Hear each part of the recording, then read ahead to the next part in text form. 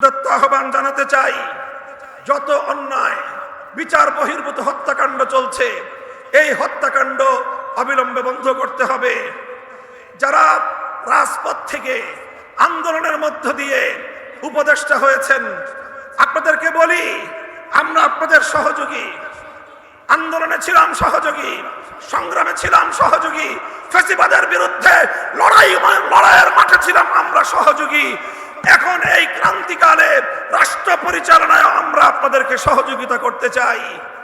আমাদের কথা যদি কানে তুলবার মতো ফুরসত আপনাদের না থাকে, কান পর্যন্ত কিভাবে পানি পৌঁছাতে হয় সেই পথ কিন্তু আমাদের জানা আছে। আমি বিশেষ করে এই তথ্য উপদেষ্টা নাহিদ সাহেবকে সতর্ক করি।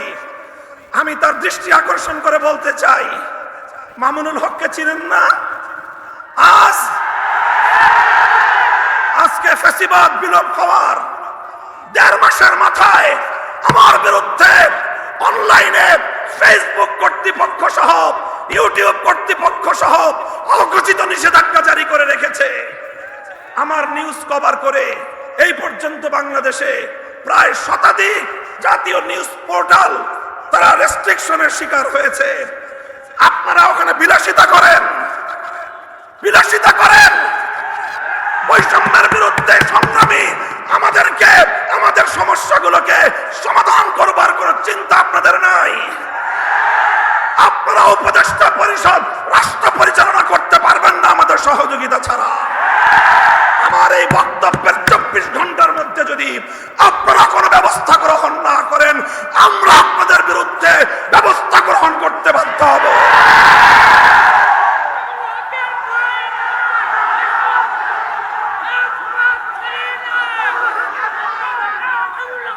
সংগ্রামী সাথী ও বন্ধুগণ, আমরা পরিষ্কার ভাষায় বলি, আন্দোলনে ছিলাম আমরা, সংগ্রামে ছিলাম আমরা, রক্ত দিয়েছি আমরা, কারারুদ্ধ হয়েছি আমরা, অন্যায় অপমানের শিকার হয়েছি আমরা, ষড়যন্ত্রের শিকার হয়েছি আমরা, যুদ্ধ করে বিজয়ের রণাঙ্গনেও ছিলাম আমরা।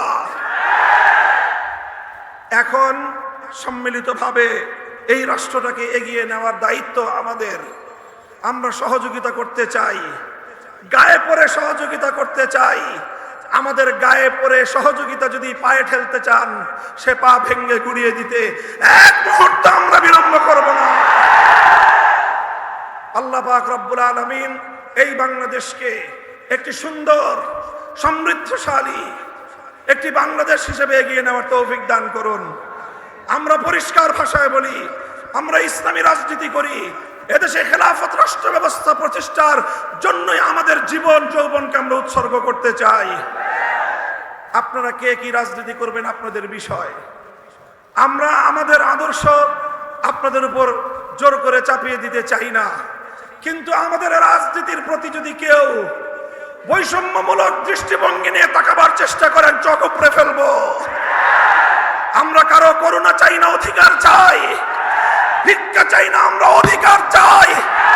অধিকার যদি সহজে না দেয়, অধিকার আদায় করে নিতে পারি আমরা। রক্তের প্রয়োজন হলে রক্ত দেই, অধিকার আমরা আদায় করে নেই। আমাদের এই কথাগুলো, আমাদের অবস্থান এবং আমাদের এই বাংলাদেশের গণমানুষের সঙ্গে আমাদের রিলেশনটাকে নতুন করে পড়ে নেবেন। যদি কেউ যদি আমাদের ব্যাপারে অন্য কোনো ভাবনা ভাবতে চান, তাহলে আপনাদেরকে রাজপথে মোকাবেলার দাওয়াত থাকলো। সংগ্রামী সাথী ও বন্ধুগণ, একটি সুন্দর বাংলাদেশ গড়ে উঠুক, বৈষম্যহীন বাংলাদেশ গড়ে উঠুক। আর কোনো শিক্ষাঙ্গনে তোফাজ্জলদের মতো আর কোনো মানুষকে যেন এভাবে বিচার বহির্ভূত হত্যাকাণ্ডের শিকার হতে না হয়।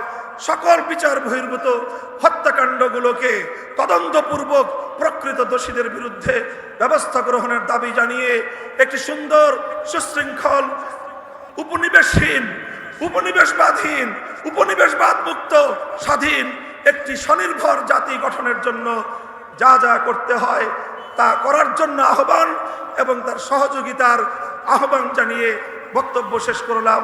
নাসরুম মিনাল্লাহি ওয়া ফাতহুন করিম ওয়া আখিরু দাওয়ানা আলহামদুলিল্লাহি রাব্বিল আলামিন।